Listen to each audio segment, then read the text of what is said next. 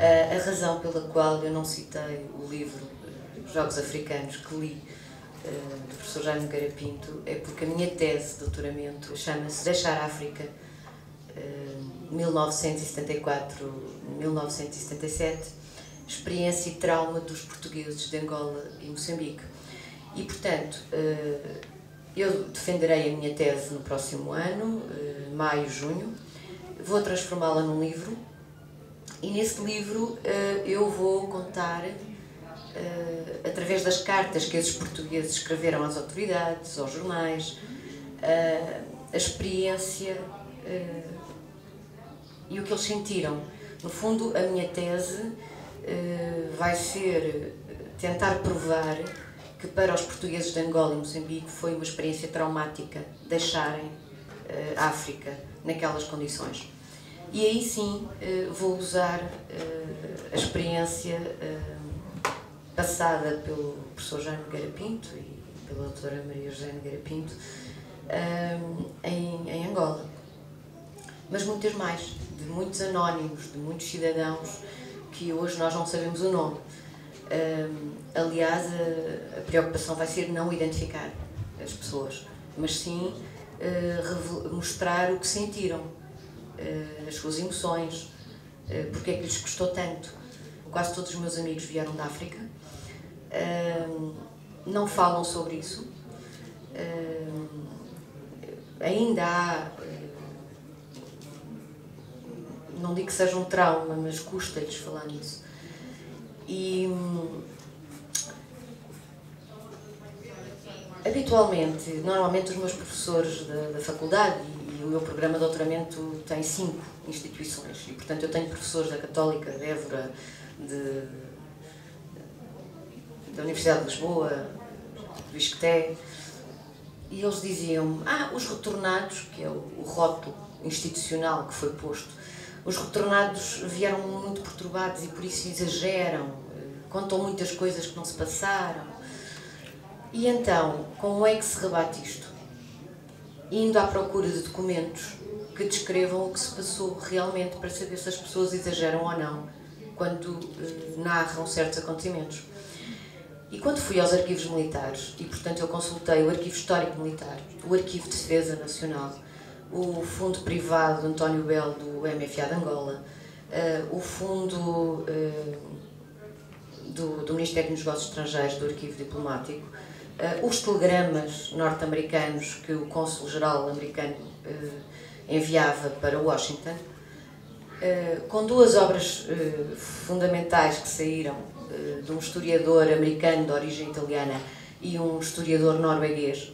O historiador norueguês consultou os arquivos russos, portanto, já depois da perestroika, e o historiador americano, que é um docente universitário nos Estados Unidos, com quem eu estive em contacto, consultou os arquivos cubanos. E eu cruzei essas informações com estes arquivos. É claro que o MFA não entregou todos os documentos aos arquivos públicos e, portanto, eu tive que ir à procura de outras fontes.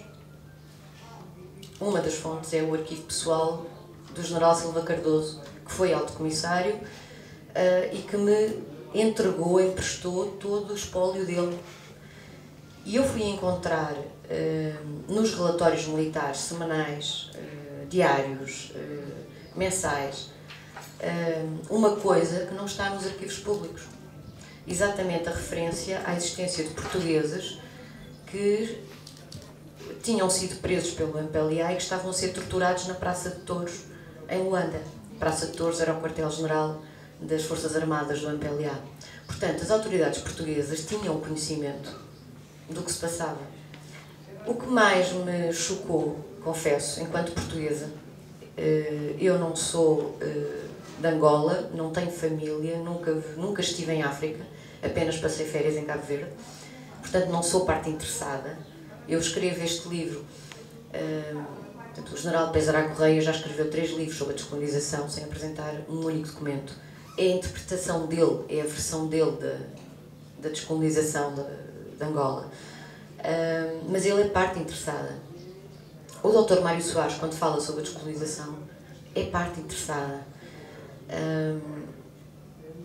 E, portanto, a nossa história, os nossos investigadores mais jovens ainda têm algum receio em incomodar certas figuras políticas e militares, vivas ou mortas, ou as famílias, e, portanto, é a única explicação que eu encontro para que estes documentos, estas fontes primárias, estejam disponíveis e nunca tenham sido reveladas.